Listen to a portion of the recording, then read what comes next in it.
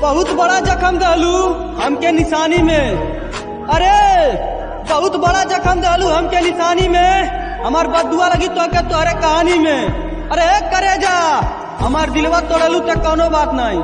अरे हमार करे जा हमार दिलवा तोड़लू तक कोनो बात नहीं। देख लिया तोहर बरवा झर जाई चढ़ले जवानी में। जेके आंसू पोछे के चाहिए हमार उड़वा दल हमके कि जेके आंसू पोछे के चाहिए हमार उड़वा दल हमके और दोबारा लौट के नहीं आए हमार जान। काहे कि हम भुला दली तो के। शायरी सुनैया हो। अरे सुना नजरिया ना केहू के लागी या न केहू बसी है दिलवा में कि नजरिया ना केहू के लागी या न केहू बसी है दिलवा में।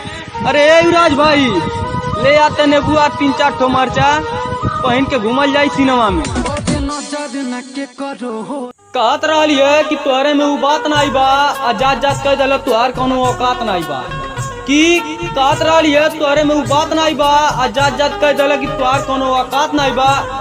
वह पछतात आज हमार तरक्की देख के कि वह पछतात आज हमार तरक्की देख के जो छोड़ले रही हमके हमार गरीबी देख के। गरीब